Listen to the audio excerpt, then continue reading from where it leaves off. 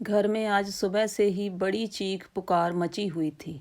न जाने आज घर में कौन सा हंगामा हो गया था।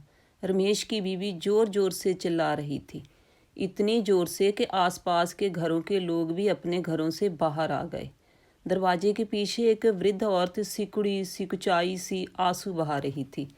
मुंह से यूं तो एक शब्द नहीं निकल रहा था, लेकिन बहू के ताने सुनकर आंखें रो पड़ी थी। इधर रमेश अपनी बीवी को बार बार समझा रहा था कि मेरी माँ ऐसा नहीं कर सकती। दरअसल टेबल पर रखी बहुरानी की कीमती अंगूठी कहीं गुम हो गई थी। पत्नी जोर जोर से चिल्ला रही थी कि जे बुढ़िया वहीं बैठी थी, इसी ने मेरी अंगूठी चुराई है। बेचारी माँ बेबस थी, अपने बेटे की तरफ आस लगा के देख रही थी। शायद यही कुछ बोले बहू रानी ने तो समाज के आगे इज्जत उछालने में कोई कसर नहीं छोड़ी थी। हद तो तब हो गई जब पत्नी ने गुस्से में माँ का हाथ पकड़कर दरवाजे से अंदर खींचा। रमेश का आपा भी जवाब दे गया और उसने अपनी पत्नी के गाल पर एक जोरदार तमाचा मारा। अभी अभी महीने पहले ही शादी हुई थी। पत्नी को तो वो तमाचा सहन ही नहीं हुआ। वो गुस्से से पति पर चिल्ला के बोली, तुमको मुझसे ज़्यादा अपनी माँ पर विश्वास है? ऐसा क्यों? रमेश की आंखों से भी अब आंसू निकलने लगे और बोला, जब मैं बहुत छोटा था उसी समय मेरे पिता का देहांत हो गया था।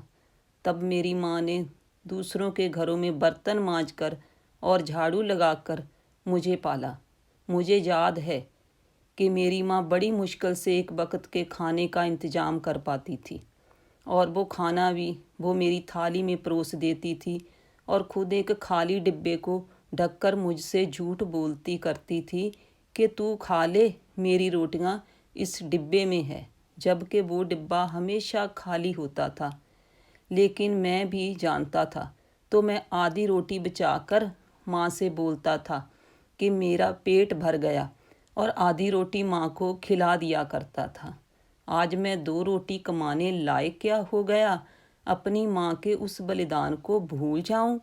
कैसे भूल जाऊं कि माँ ने मेरे लिए न जाने अपनी कितनी ही इच्छाओं का गला घोट दिया। तुम तो मेरे साथ अभी केवल 2 महीने से हो, लेकिन मैं तो माँ को पिछले 25 वर्षों से लगातार तपस्या करते देखा है। आज उम्र के इस पड़ाव पर आकर क्या मेरी माँ को एक अंगूठी का लालच होगा? अगर अपनी माँ पर शक किया तो भगवान मुझे नर्क में भी जगह नहीं देगा। दोस्तों, माँ बाप तो भगवान का रूप होते हैं। धिक्कार है ऐसे लोगों पर जो अपने माँ बाप के बुढ़ापे का सहारा भी नहीं बन सकते। अरे, अपनी औलाद के लिए माँ बाप क्या कुछ कुर्बान नहीं करते। सारा जीवन बच्चों को पाल पोस के बड़ा करते हैं और बदले में मांगते ही क्या है? बुढ़ापे में 2 समय का खाना और बच्चों का प्यार। क्या हमारे माँ बाप इतना भी अधिकार नहीं रखते हमसे? दोस्तों, कहने को तो ये एक कहानी है, लेकिन सच्चाई इस कहानी से अलग नहीं है। हमारे समाज में आजकल यही हो रहा है। अपने माँ बाप की सेवा करें और उन्हें प्यार दें।